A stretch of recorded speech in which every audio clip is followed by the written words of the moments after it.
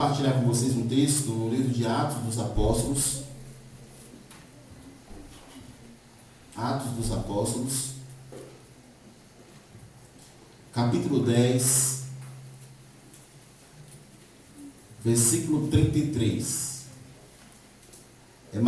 Atos, capítulo 10, vamos ler o versículo 33. Atos, capítulo 10, versículo 33, diz assim a palavra do Deus vivo: E logo mandei chamar-te, e bem fizeste em vir. Agora, pois, estamos todos presentes diante de Deus para ouvir tudo quanto por Deus te é mandado. Vamos fazer uma oração? Senhor, eu quero te pedir uma bênção extraordinária para cada família que aqui está representada.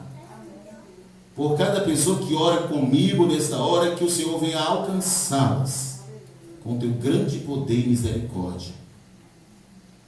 Sabemos que há um Deus muito poderoso, que nós servimos a esse Deus, que os seus pés andam, os seus olhos podem ver, os seus ouvidos estão atentos ao clamor do seu povo. Nós servimos a um Deus tão poderoso, que nós não podemos usar palavras que definem a grandeza desse Deus. Mas queremos te dizer, Senhor, que nós te reconhecemos em nossa vida, em nossa casa, em nossa família, e te pedimos que nos abençoe. Senhor, eu peço uma bênção para cada visitante que aqui está. Eu peço uma bênção para os novos irmãos que foram recebidos como membros nesse dia, através do batismo em águas, conforme o que foi ordenado pelo Senhor. Pai, eu quero te pedir uma bênção sobre cada um dos teus filhos, as crianças, os adolescentes, os jovens, o grupo de senhoras e de senhores. Senhor, abençoe o teu povo. Dá-nos a graça que vem do Senhor. Dá-nos a alegria que vem do alto. Ó Deus, como o Senhor usou a Pedro, depois daquele grande Pentecostes, venha, Senhor, nessa noite, Pai, me usar também, para que o Senhor fale ao coração, revele aquilo que está oculto, aquilo que o Senhor sabe que essa pessoa precisa ouvir como revelação do Senhor. Pai, eu peço que o teu Espírito Santo, ele tenha liberdade aqui nessa noite, para interagir no coração e na vida de todos que aqui estão. Ó Deus, toca os nossos ouvidos, toca os nossos olhos, para ouvir tudo quanto o Senhor quer falar conosco. Em nome de Jesus que oramos, digo amém. Amém. Pode sentar, meus queridos irmãos.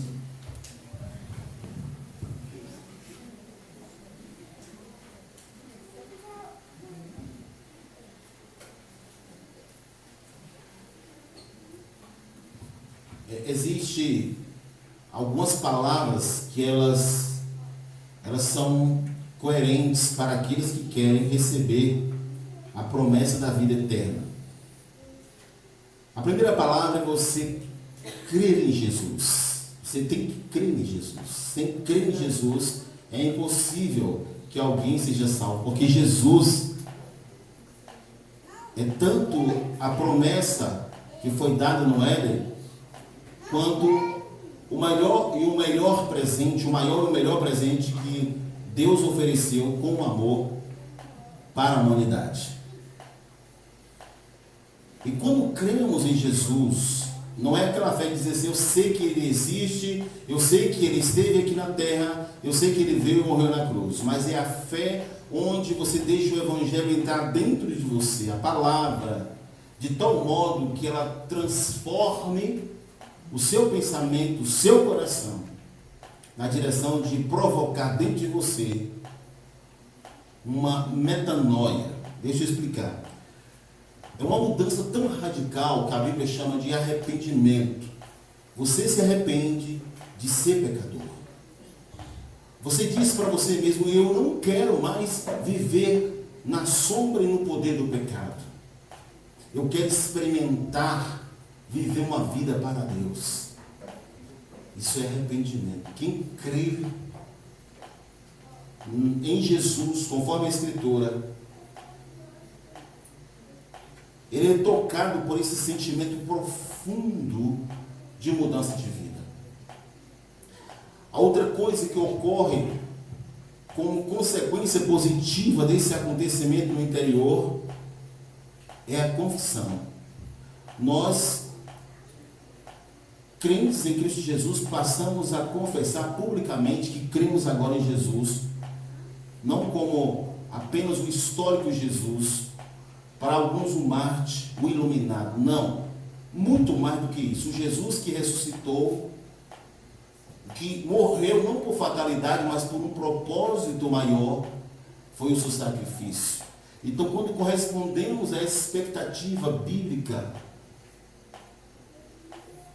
quando correspondemos a essa ordenança bíblica de que devemos crer em Jesus como Salvador e Senhor, nós estamos na prática também confessando publicamente que nós cremos agora nesse Jesus e que, portanto, nós queremos anunciar a todos que somos capazes de morrer por essa fé.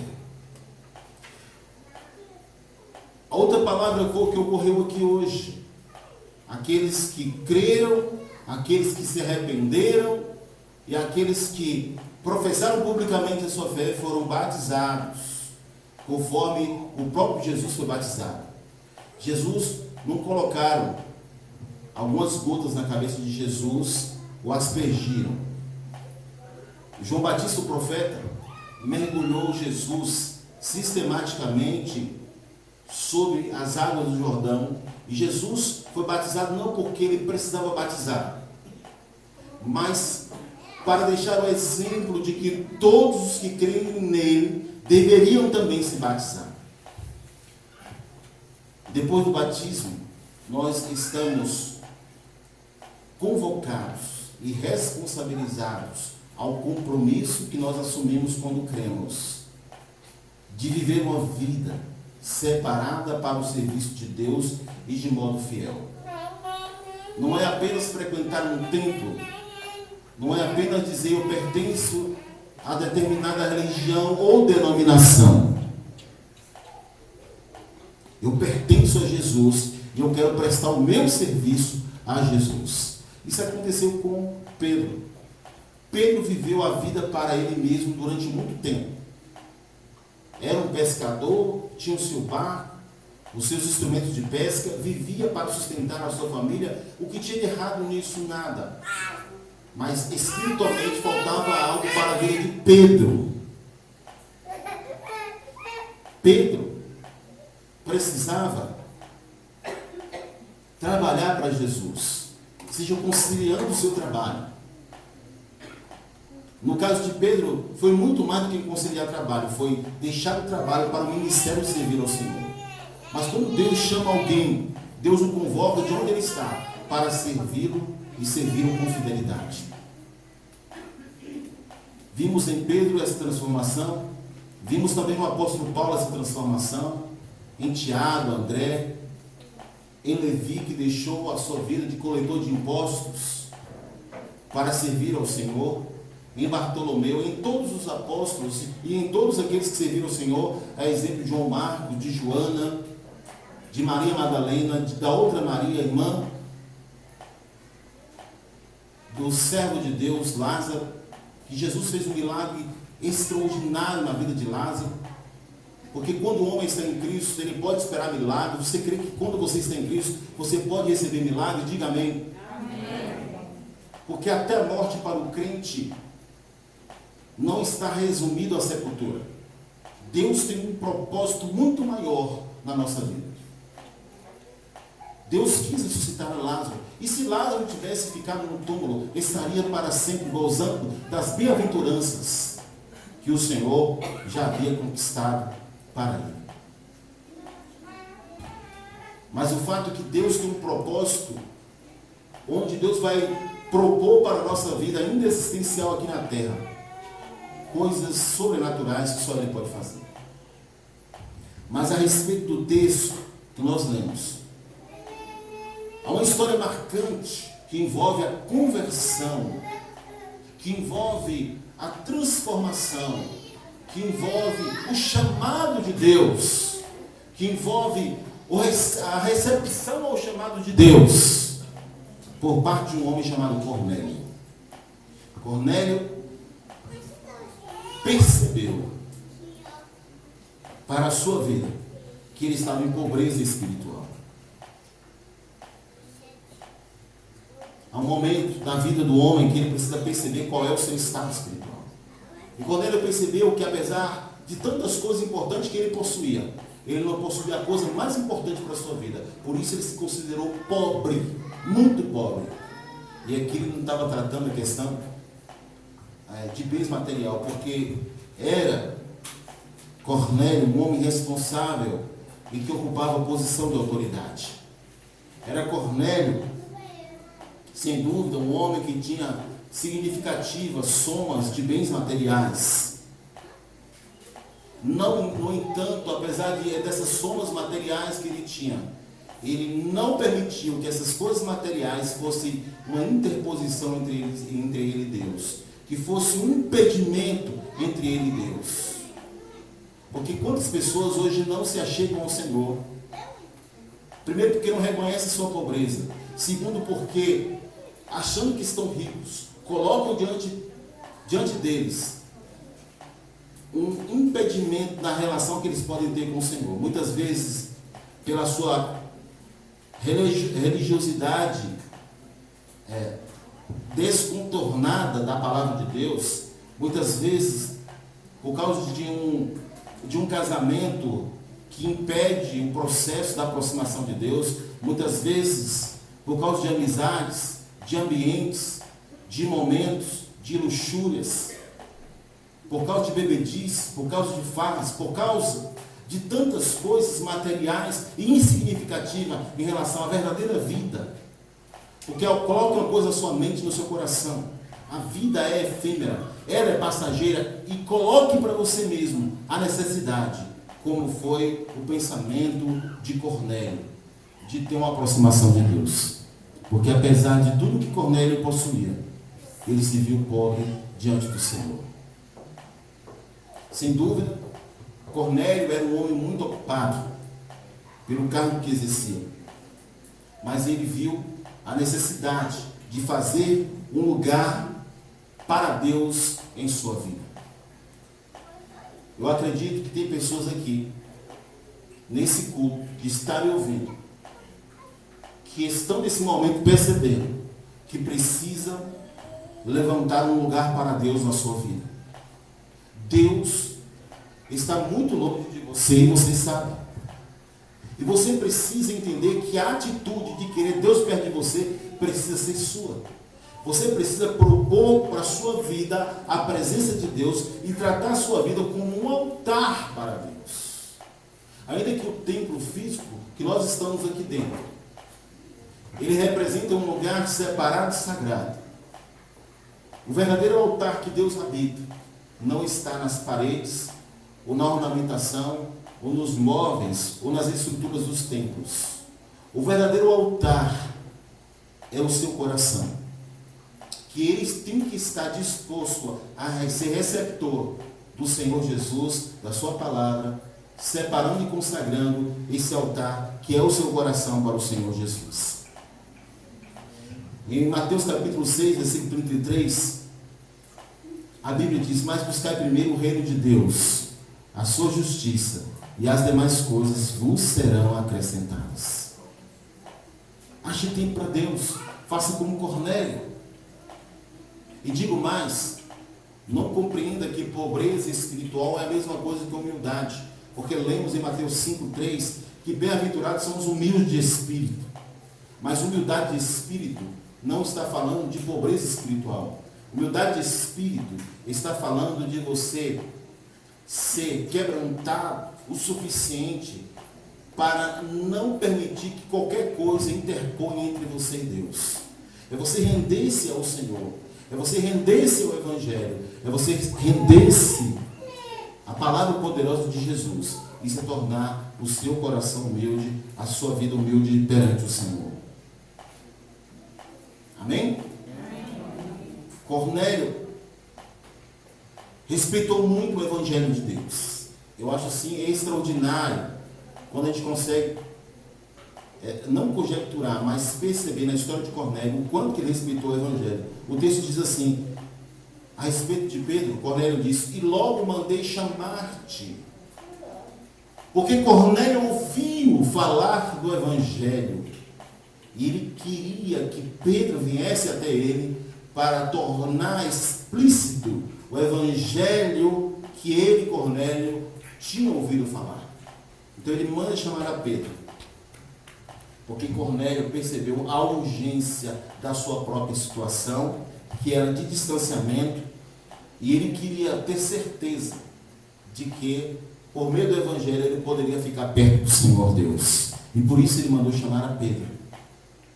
Pedro aqui representa Deus entre os homens, porque quando Pedro é chamado, Cornélio tinha a intenção de que Deus usasse Pedro para transmitir para ele, Cornélio, a mensagem do céu, que fosse reveladora do seu coração e que apontasse para Cornélio a verdadeira identidade de Deus, que apontasse para Cornélio o verdadeiro sentido de servir a Deus, que apontasse a Cornélio o verdadeiro sentido da vida, quem era Jesus e como ele poderia salvar-se dos seus pecados e da morte eterna. Cornélio percebeu que a vontade de Deus seria revelada a ele por meio de Pedro. Há um texto de Romanos 10:17 que diz que a fé vem pelo ouvir a palavra de Deus. Quando Cornélio ouviu a palavra de Deus, a palavra do Evangelho, por meio do profeta de Deus, Cornélio se rendeu inteiramente ao poder do Evangelho. Porque o homem não pode salvar-se a si mesmo, ele precisa do Evangelho, que é Jesus, para que ele possa ser salvo dos seus maléficos pecados. Porque o pecado é a maior desgraça da humanidade. Alguém está dizendo que julga um partido, julga um político, julga uma determinada autoridade, mas o maior problema da humanidade é o pecado. O pecado é a grande peste da humanidade.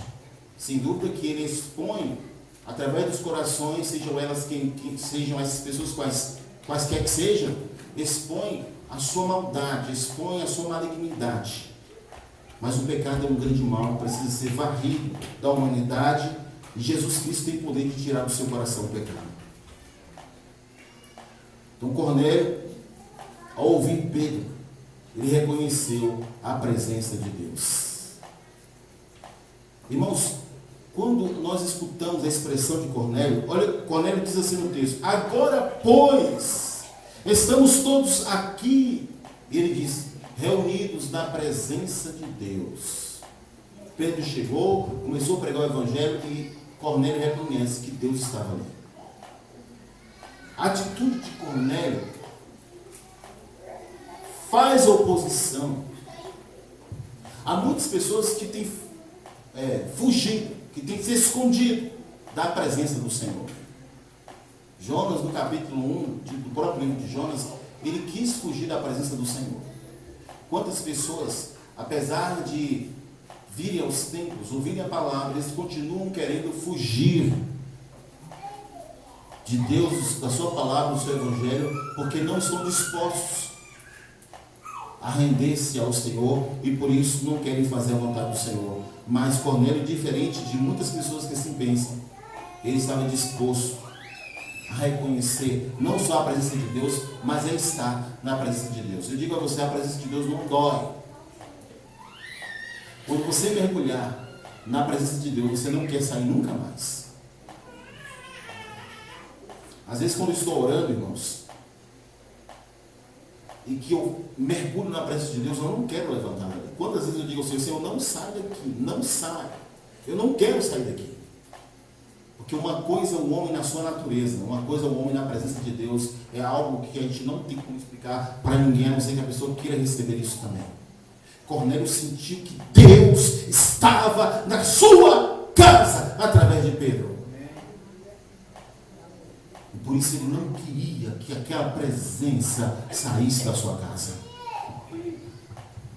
Muitas pessoas pensam que os seus pecados ficam desapercebidos.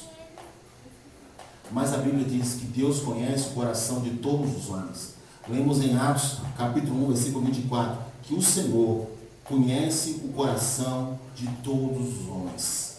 Está escrito, eu faço questão de ler esse texto, porque ele é muito lindo, porque eu não tenho medo da presença de Deus.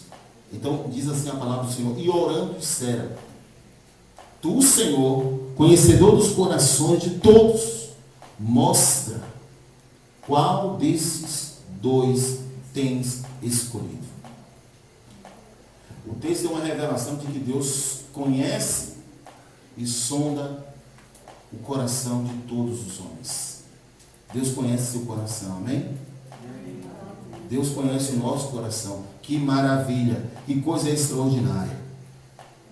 E o texto diz assim, para ouvir, diz Cornélio, para ouvir tudo quanto por Deus te é ordenado. Cornélio, ele não foi seletivo no que ele estava ouvindo. Ele queria ouvir, desejava ouvir tudo que Pedro tinha para falar da parte de Deus.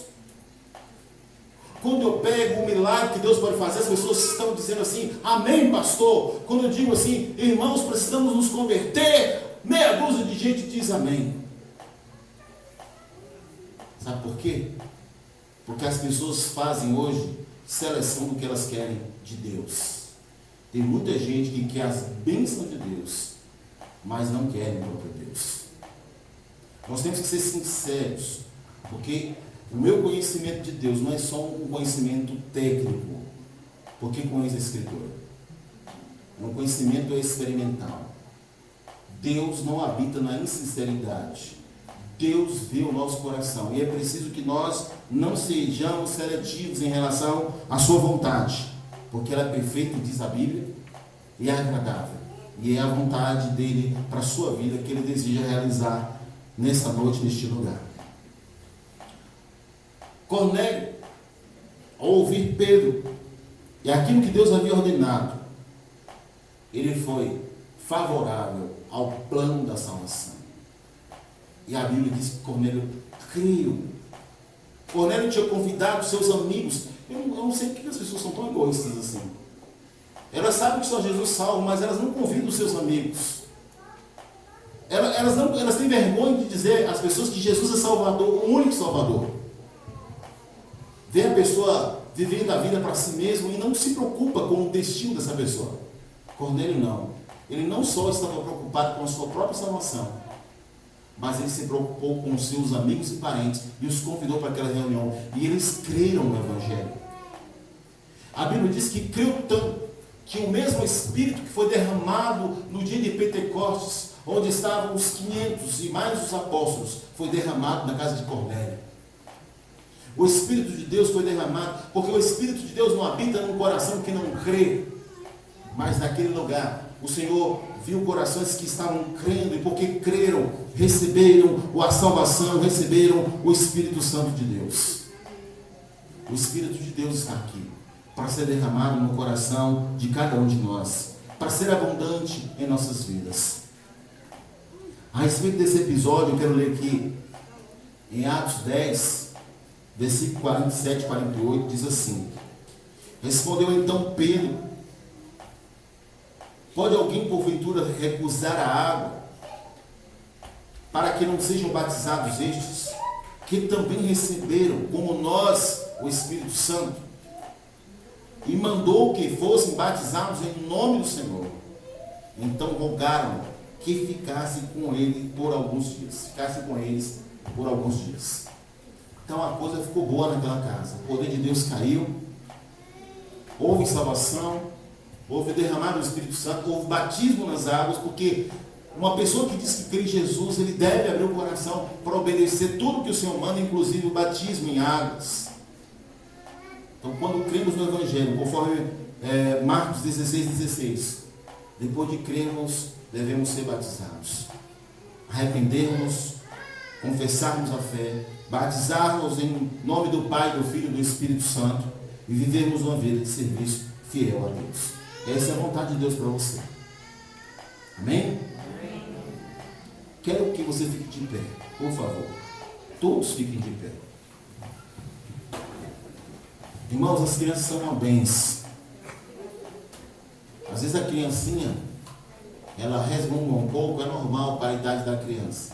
Não deixe que você perca a sua concentração ou se aborreça com a criança. A criança é uma bênção de Deus. Mesmo pregando, eu não me aborreço com uma criança de colo, que está ali chorando.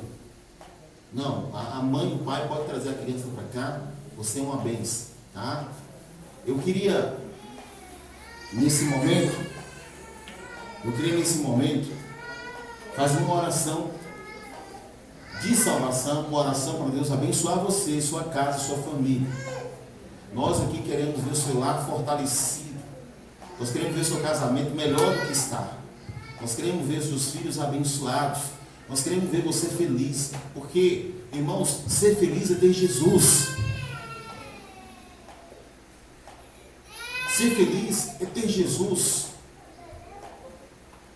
Eu não consigo esquecer de momentos em que Jesus veio na minha vida e tornou o meu dia, independente das circunstâncias, o melhor dia. Ele consegue me alegrar simplesmente por sua presença. Ele é real.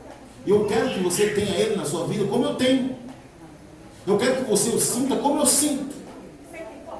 Porque o nosso Jesus, Ele é vivo, poderoso e maravilhoso. Vamos orar? Em nome de Jesus, vamos orar. Pai, aqui estamos na Tua santa presença. Senhor da glória, Deus santo e poderoso. Eu venho pedir, meu Deus, que abençoe cada lar, cada família aqui representada. Eu quero te pedir salvação para essa pessoa que no seu espírito sabe que não é salvo, mas que quer se salvar. Eu oro para que o Senhor salve essa pessoa, que ele possa receber o Senhor, a Tua palavra, e se salvar dos seus pecados e da morte eterna. Abre, Senhor, os ouvidos espirituais. Abre os olhos para que creiam. Traz salvação neste lugar. Traz libertação. Manda o mal embora. Manda todo o mal embora pelo Teu poder, Jesus. Manda, porque o Senhor é o Deus que manda fogo, que consome altar. Mandou quando Elias orou, e pode mandar nessa noite para mandar todo o mal embora. Essa enfermidade, essa angústia deste coração, essa perturbação na mente, essa confusão na mente, essa malignidade, esse pecado que domina este homem. Em nome de Jesus, o poder de Deus desça na tua vida e tu seja liberto para a glória e honra do nome de Deus. Manda, Senhor, o Teu poder nesta noite. Traz curas e libertações.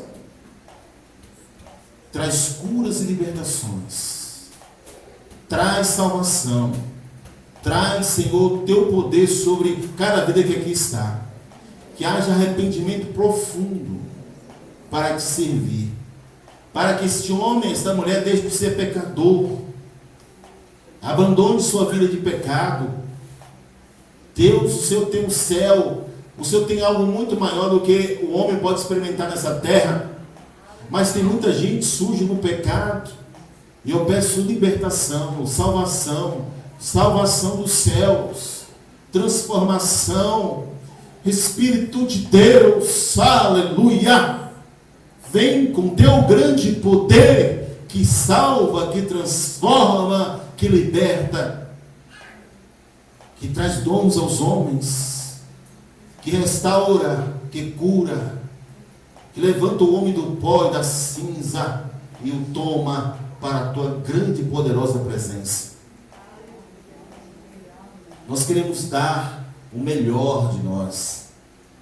Quero dar, Senhor, a minha vida a Ti, Senhor. Mais uma vez, eu quero consagrá-la a Ti, Senhor Jesus.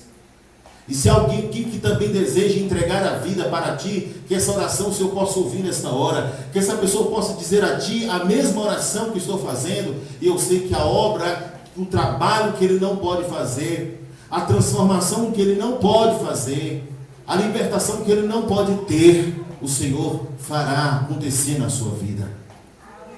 Fica conosco, Senhor, e derrama o Teu Espírito, a Tua bênção sobre nós, em o nome de Jesus. Digo amém. Amém.